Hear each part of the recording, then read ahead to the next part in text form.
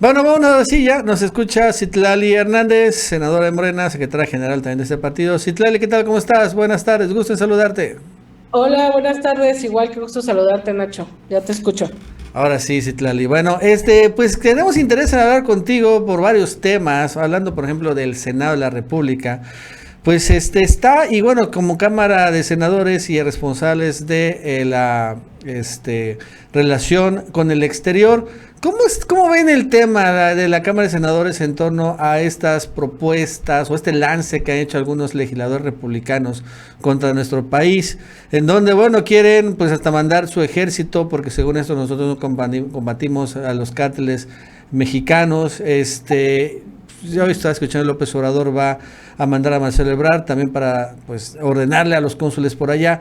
Pero bueno, en la Cámara de Senadores, ¿no? ¿Qué es lo que están haciendo precisamente en torno a esto? Finalmente son legisladores, son senadores, incluso republicanos, los que están lanzando este tipo de ataques contra nuestro país.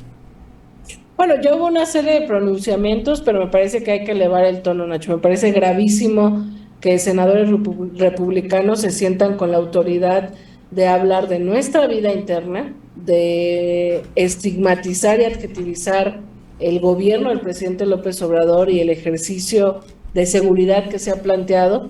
Me parece que son unos hipócritas y hay que empezar el debate. Si quieren que iniciemos el debate, primero que sepan que somos una nación soberana, que no vamos a permitir ningún tipo de injerencia, aunque sea una pretensión, y me parece que la próxima semana tenemos que hacer un posicionamiento muy fuerte y muy contundente respecto a esas declaraciones, respecto a nuestra soberanía y respecto a lo que hay que hablar cuando hablamos de violencia y seguridad del otro lado. Es decir, del otro lado hay un gran pendiente en regular las armas que se adquieren fácilmente en Estados Unidos y que las balas caen acá en México. Hay que hablar de que no puede haber solo capos de la droga de Estados Unidos para abajo. No conocemos a los capos con los grandes nombres en Estados Unidos, pero ¿quién distribuye la droga en Estados Unidos?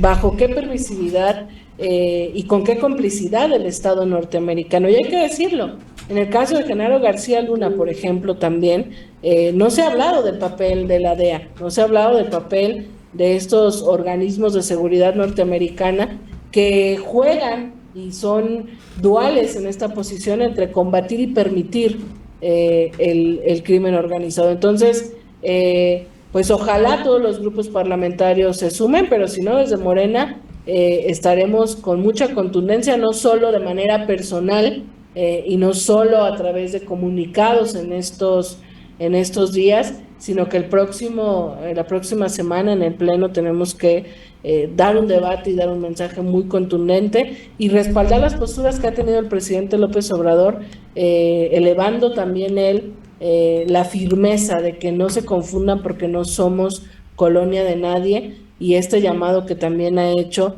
de advertencia. Nosotros, muchos migrantes mexicanas y mexicanos votan en Estados Unidos y si este tono de injerencia de los republicanos es por su posición facha, su posición ideológica, pero además es una estrategia electoral, pues que le midan, porque podemos nosotros hacer un llamado que puede tener mucha repercusión, sobre todo el presidente López Obrador, hacer un llamado a nuestros migrantes a votar en contra de estas expresiones. Vamos a ver qué pasa, vamos a ver cómo esto debe desatar otros debates en México, en América Latina y en Norteamérica, de cómo esto que ha dicho el presidente con mucha contundencia, de muchas de estas campañas de políticos son financiadas por las grandes empresas armamentistas. Entonces, pues que no vengan a querer ellos intervenir en la política interna y en la política de seguridad de México. Y todo indica, yo me atrevería a decir, finalmente, pues que se están moviendo estas fuerzas ultraderechistas, donde seguramente Felipe Calderón tiene estos vínculos que construyó con la derecha norteamericana, pues mucho que ver ahí, ¿no? O sea, hay como una reacción coordinada de varios actores que no solo tienen muchas cuentas que rendir cuando hablamos de seguridad y de violencia en México, sino que fueron cómplices. O sea, este tema de Genaro García Luna todavía hay que rascarle mucho porque no solo es la corrupción de un sistema político delincuencial del PRIAN, sino también la complicidad y la intervención de un sistema político corrupto delincuencial norteamericano. Citlali, ¿y no hay alguna interparlamentaria, acuerdos entre, porque generalmente, pues siendo Senado mexicano con el Senado estadounidense, pues hay, ¿no? Supongo yo, alguna interparlamentaria, algún grupo unido, algo donde haya alguna comunicación. ¿Tú has hablado con senadores estadounidenses, demócratas o republicanos sobre este tema? ¿O te has enterado de que haya habido alguna comunicación después de esto? O sea, porque yo no creo que sea honestamente la mayoría de los senadores estadounidenses que estén de acuerdo. Pero bueno, al final solo hay dos partidos y bueno, pues el republicanismo en ocasiones sí es muy extremo. ¿Has hablado con algunos de ellos? ¿Qué te dicen? Mira, yo en lo personal no sé si existen varios organismos interparlamentarios, el Parlaméricas, una serie de espacios. Yo en la parte interparlamentaria he estado más como en contacto con América Latina y fui antes de irme al partido, presidenta de la Comisión Interparlamentaria México-Unión Europea. Yo no he estado en contacto casi con congresistas norteamericanos. Coincido, me parece que quizás por eso no ha habido una reacción más fuerte del Senado, porque lo vemos como un acto aislado de algunos senadores, que son los senadores injerencistas en la vida pública y nacional de distintas naciones, son los que fomentan y sostienen que debe continuar el bloqueo hacia Cuba, etcétera. Pero me parece que pues es momento de lanzar un posicionamiento contundente, pero también yo estoy en mil frentes, pero no descarto poder mandar una carta a estos senadores que con nombre y apellido han sido los que han estado planteando este tema, este tipo de cosas. Me parece, insisto, que al inicio se tomó con una postura aislada. Estamos debatiendo en el grupo parlamentario cómo ser muy contundentes y muy enérgicos. Insisto, hoy es viernes. Seguramente de aquí al martes que sesionemos habrá posturas personales, posturas del grupo, pero en el pleno tenemos que dar esta batalla, porque ojo, también esperaría que ningún legislador de otro partido permitiera también este tipo de expresiones. Si el Senado mexicano se expresa de manera contundente contra los dichos de algunos legisladores norteamericanos, me parece que puede tener un impacto. Desconozco si hay otros senadores que han buscado contacto directo con demócratas o con otros senadores republicanos. Sin embargo, te digo, estamos en el debate interno de qué acciones ir tomando.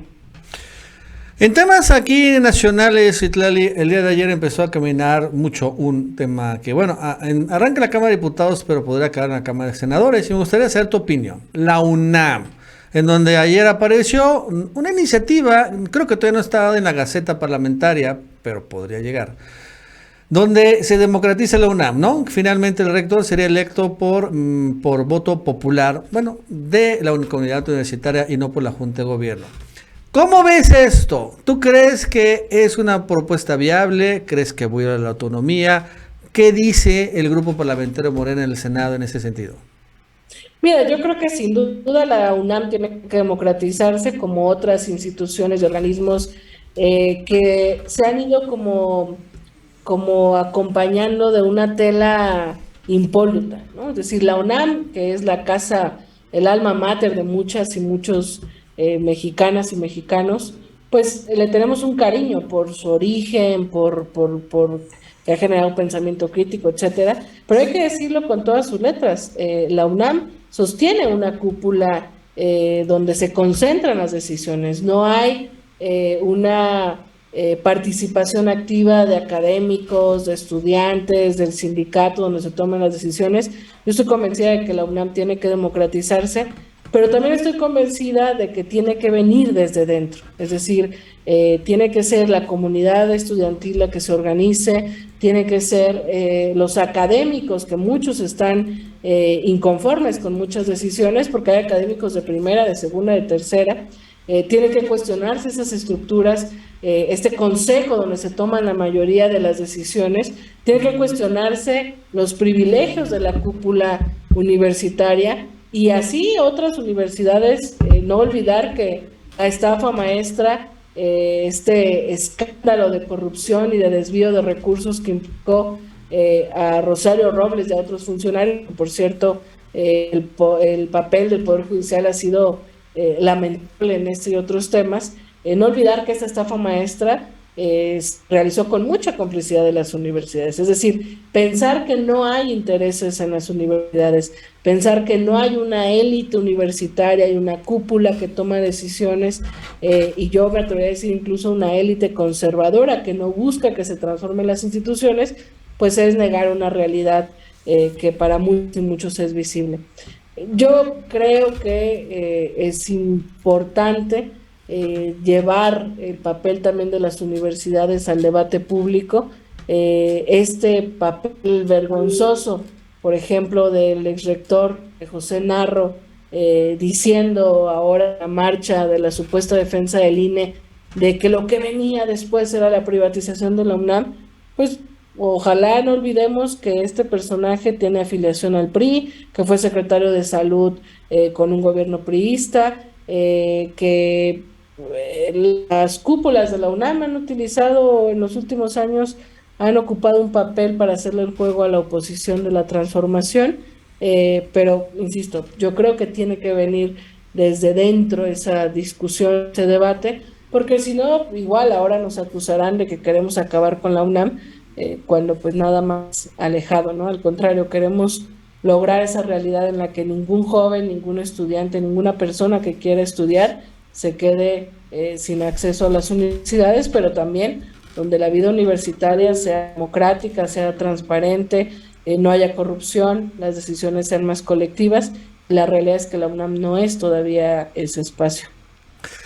Citlali, hace apenas unas semanas, muy poco, o sea, aprobaron ustedes por fin el plan B, ¿no? Después de dar muchas vueltas, mucho desaseo, pero se aprobó. Y bueno, es interesante que en menos de una semana el plan B preveía que desaparecía y secretario ejecutivo Edmundo Jacobo, ¿no? Su puesto se iba a dejar libre, iba a llegar un encargado de despacho, y bueno, duró como 5 días despedido y ya regresó por la acción del Poder Judicial. Y esto, ¿tú ves algo así medio extraño, Citlali, como legisladora? Esto de que el Poder Judicial con la nueva presidenta Norma Piña ha cambiado. Digo, nunca ha sido como que el gran Poder Judicial, pero como que ahora sí está mucho más tirado a la derecha, con amparos a Luis Cárdenas Palomino, a la esposa García Luna, a Rosario Robles, con 2 amparos a Ovidio Guzmán para evitar ser extraditado, y bueno, con este tipo de amparos ahora a Edmundo Jacobo, pues que el plan B, pues al final parece que no va a caminar, ¿no? ¿Cómo ves tú esto como legisladora?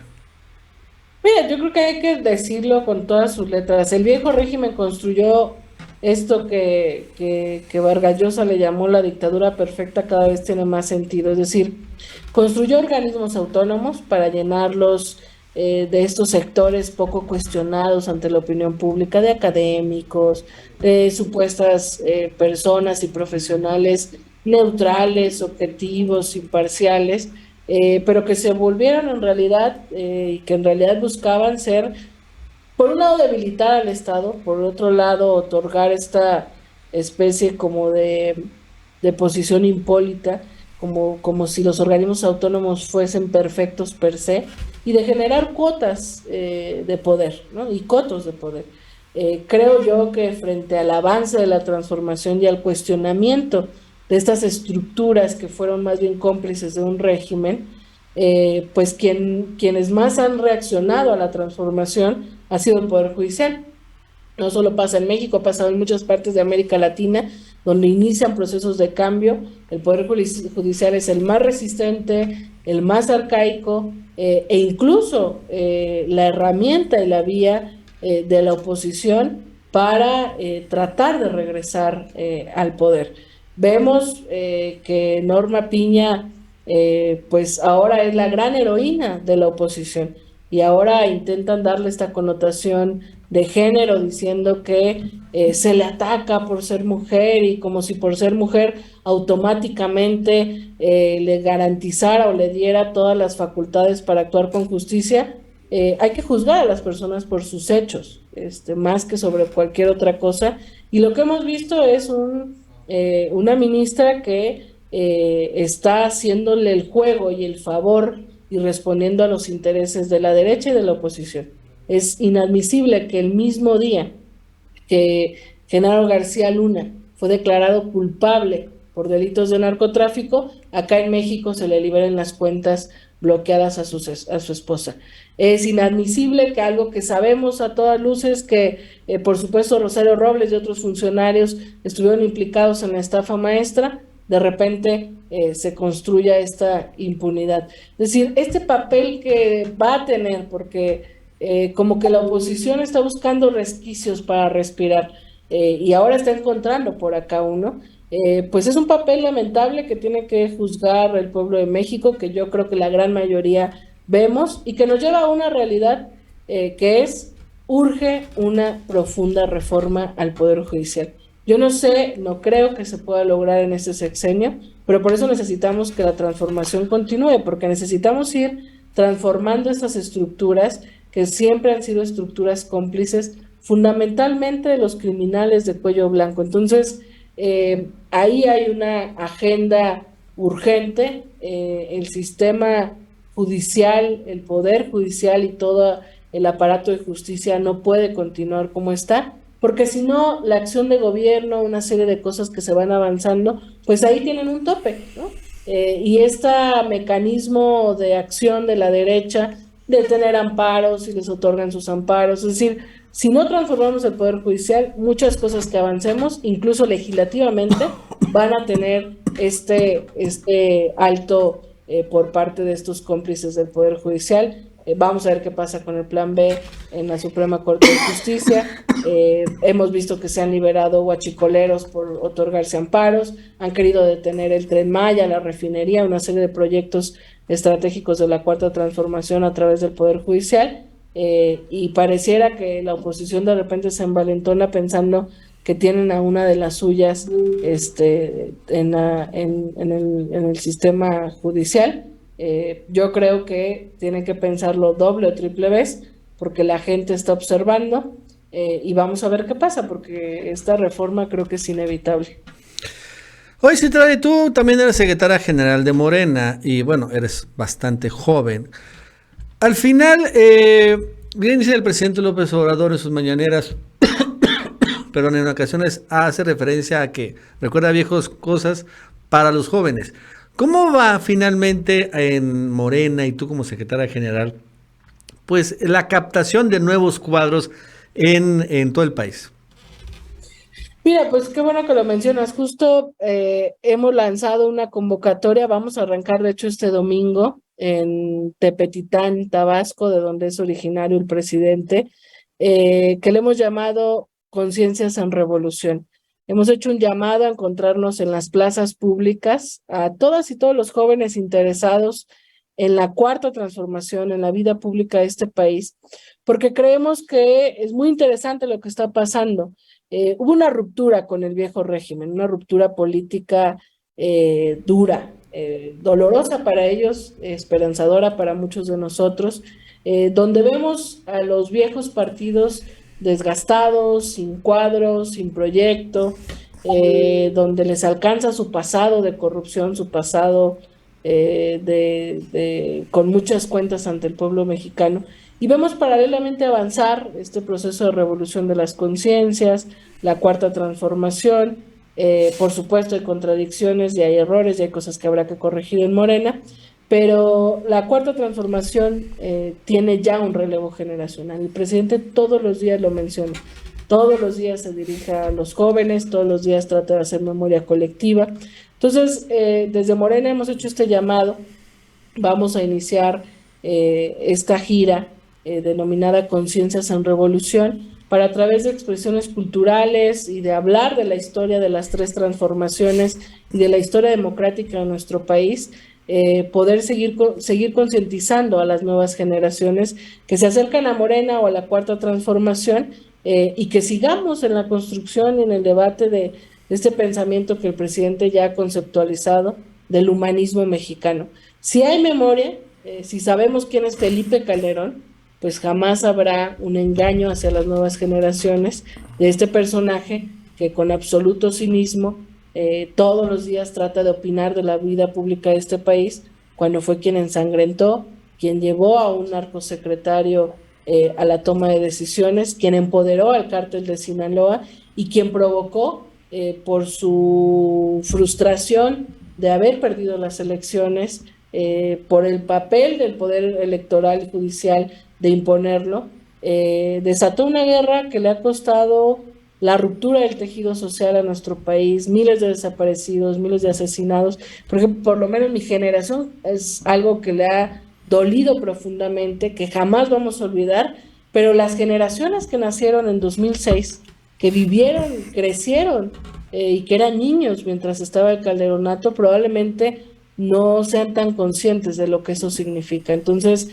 creemos que es importante provocar el debate, provocar la formación política, provocar la memoria, y esta expresión de formación política masiva en las plazas públicas es una gran oportunidad para encontrarnos, para convocar a todas estas expresiones jóvenes que hay alrededor de la Cuarta Transformación o que estén interesados en transformar la vida del país. Y ahora más que nunca, hablar del papel injerencista que ha tenido, por ejemplo, Estados Unidos, y de la historia en la que México ha sido patio trasero por los gobiernos débiles de Estados Unidos, por los gobiernos débiles de México, pero ha intentado Estados Unidos que seamos su patio trasero. Pues es importante que los jóvenes lo sepan, porque si hay una nueva generación consciente, me parece que podemos seguir combatiendo cualquier enemigo, no solo de la Cuarta Transformación, sino fundamentalmente de México.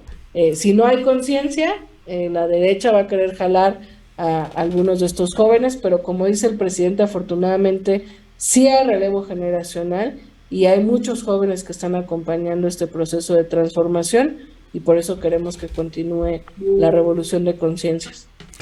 Citlali, pues muchísimas gracias por esa entrevista. La verdad es que estamos pues muy entusiasmados, ¿no? Con, bueno, el hecho de que una joven como tú, como secretaria general del partido y senadora, finalmente pues sea lo que viene después de que las actuales generaciones, vamos a ver, la primera generación de Morena que está gobernando, bueno, la sustituya las nuevas generaciones. Y siempre las segundas generaciones, terceras generaciones ya tienen un poco más, ¿no?, de experiencia. Muchas gracias, Citlali, que tengas una muy buena tarde. No, al contrario, un gusto saludarte y estamos a la orden en contacto, y saludo a todas y todos los que nos vieron.